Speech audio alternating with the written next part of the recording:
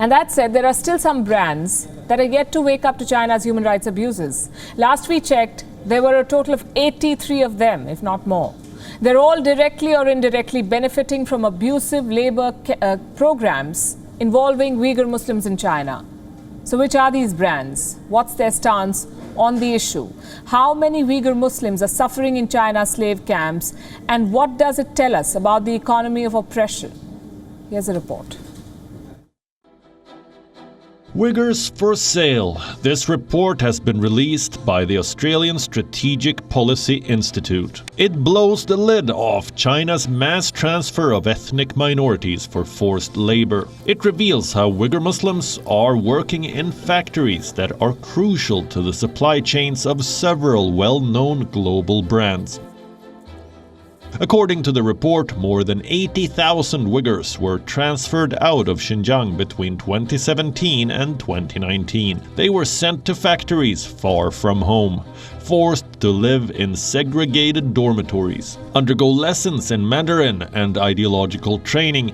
These factory workers have limited freedoms. They are subjected to constant surveillance, are forbidden from celebrating their festivals, and if they refuse to comply, they are sent to detention camps. The report reveals that 27 factories in 9 Chinese provinces are part of this abusive labor program. Which brands are employing their services?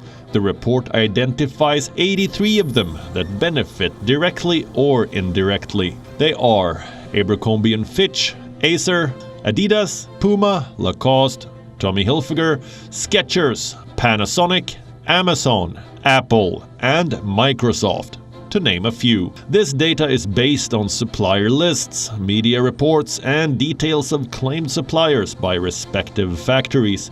When these brands were reached out for clarification, none of them were able to rule out their elements of forced Uyghur labor in their supply chains. In July 2020, Adidas and Lacoste pledged to cut down on forced labor supply chains.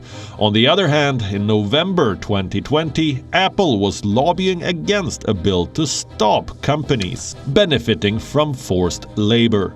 Now, Nike has refused to source from Xinjiang, and the Chinese regime is accusing all foreign brands of tainting its name and image. The Chinese state media has signaled out H&M for its previous statements on Xinjiang. The Chinese social media is directing its fury at others. Some are bluntly telling brands like Adidas to leave China.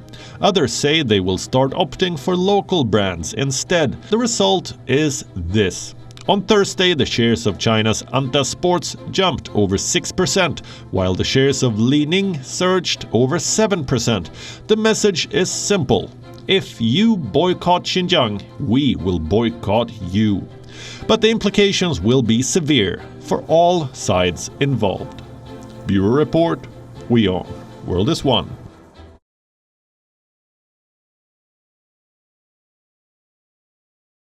WION is now available in your country. Download the app now and get all the news on the move.